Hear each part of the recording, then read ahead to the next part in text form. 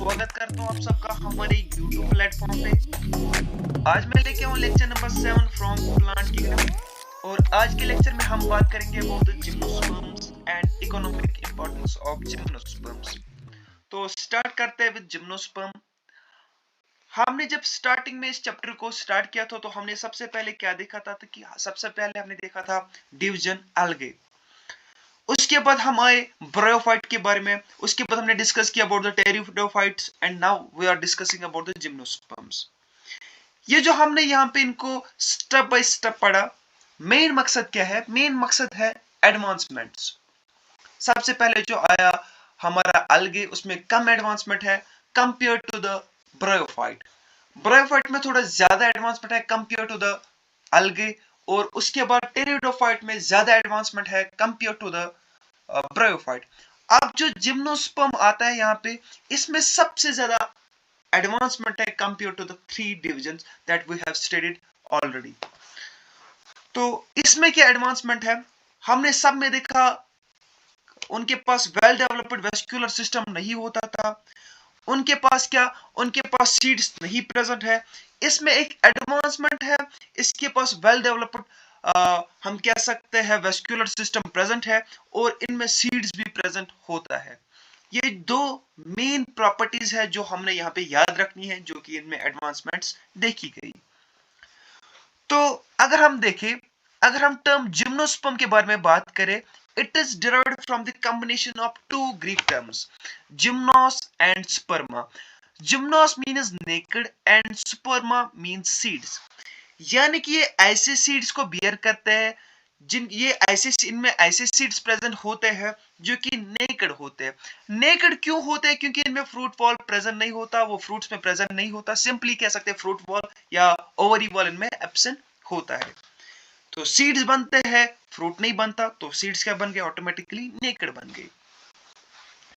इनमें जो प्लांट्स पाए जाते हैं वो मीडियम साइज के भी पाए जाते हैं, वो टॉल ट्रीज भी पाए जाते हैं और ये श्रब्स भी पाए जाते हैं। सिक्वे जो है वो सबसे लार्जेस्ट जिम्नोस्पर्म है और जो ज़ैमिया है सबसे स्मॉलेस्ट जिम्नोस्पर्म है। जिम्नोस्पर्म्स की स्टडी को हम कहते हैं जिम्नोस्पर्मोलॉजी।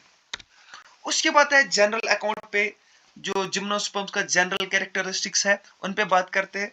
सबसे पहले हमने बात क्या करनी है? दे आर द, एक सेकंड रुकिएगा। Gymnosperms are the first group of plants which are seeded and gymnosperms don't have the fruit. ये पहले प्लांट्स है जिनके पास सीड्स थे लेकिन में फ्रूट्स प्रेजेंट नहीं हुए। इनके पास एक well developed vascular system present होता है, यानी कि xylem and phloem well developed इनमें है। जाइलम किसकी काम आता है? It helps in transportation of water and phloem helps in transportation of food.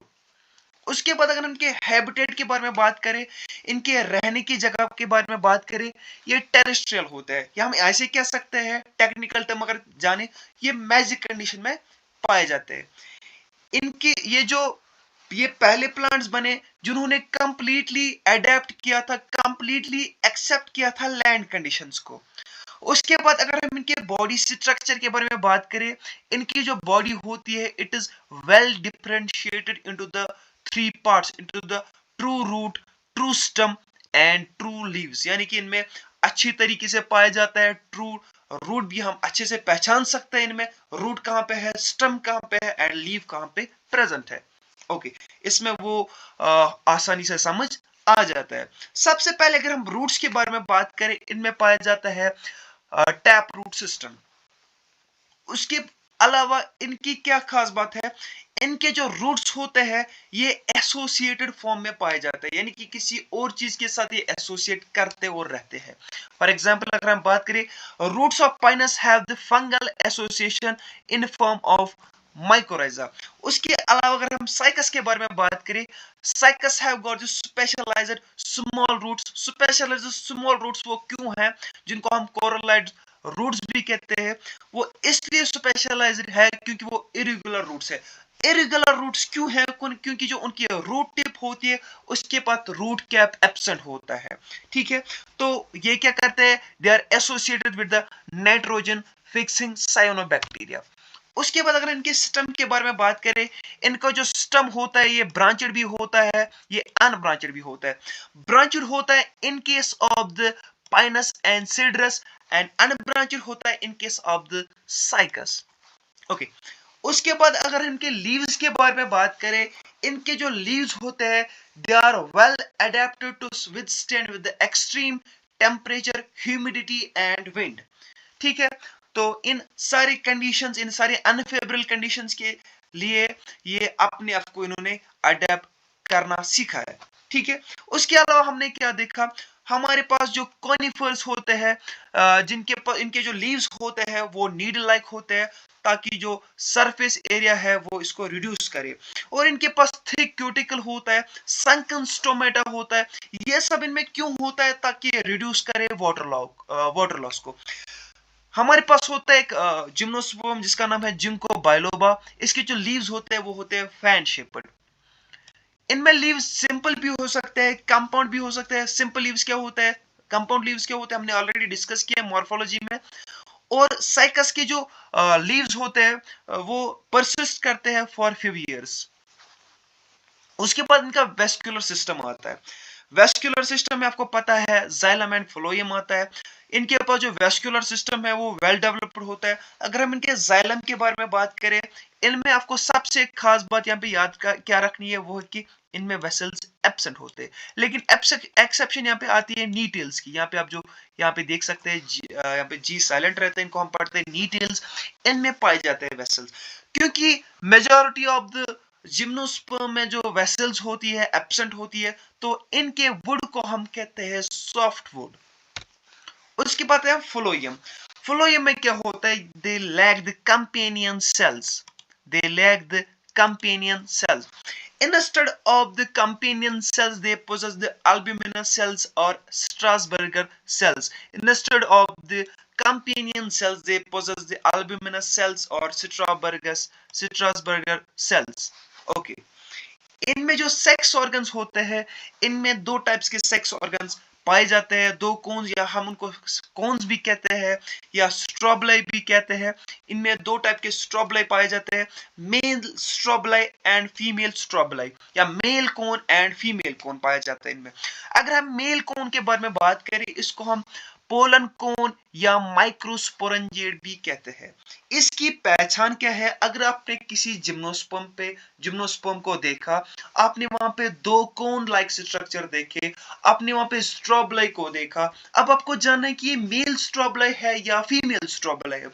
अगर इसका साइज छोटा होगा तो आपको जान लेना है कि ये मेल स्ट्रोबलाई है।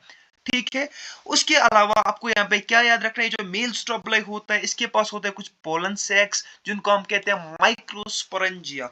माइक्रोस्पोरेंजिया जो होता है ये प्रोड्यूस करता है पोलन ग्रेन्स को। उसके अलावा जो पाइनस होता है वो शो करता है फिनोमेना जिसको हम कहते हैं सल्फर शॉवर फिनोमेना।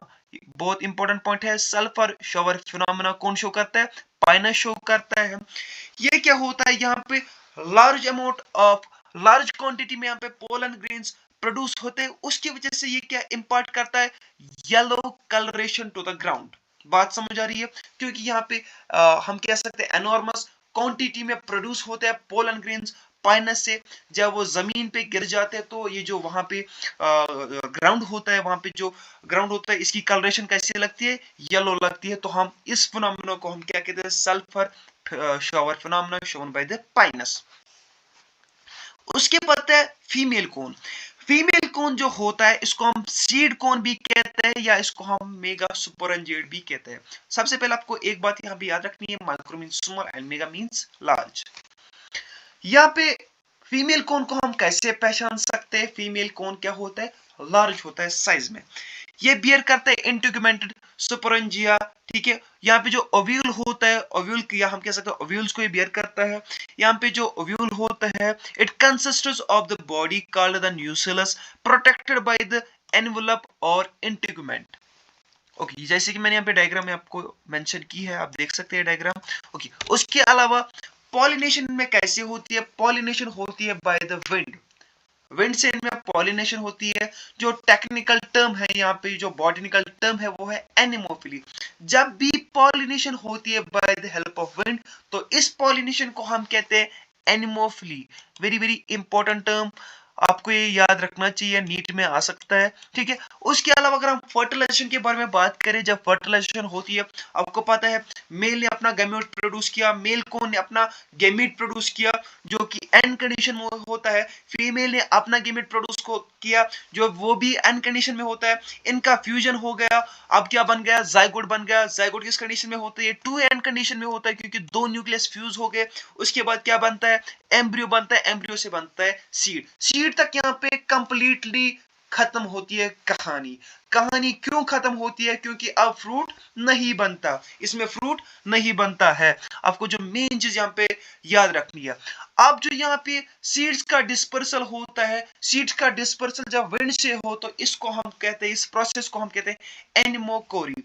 जब सीड्स का हम कह सकते हैं डिस्पर्सल होता है with the help of wind, then the process is termed, then the seed dispersal is termed as the anemochory। ये आपको याद रखना है, एनिमोकोरी, ठीक है। सीड जो यहाँ पे होते हैं इनमें 2 से लेके 8 कॉटिलेडन्स प्रेजेंट होते हैं। उसके बाद जो पाइनस होता है, हमारे पास जो पाइनस जिम्नोस्पर्म होता है, इसके पास दोनों mail cone and female cone present होता है एक ही प्लांट पे। मेल कोन एंड फीमेल कोन दोनों प्रेजेंट होते हैं एक ही प्लांट पे। तो इस कंडीशन को हम कहते हैं मोनोइशियस कंडीशन। जब दो सेपरेट प्लांट्स पे male cone and female cone grow करेगा तो इस कंडीशन को हम कहते हैं dioecious condition as found in cycas.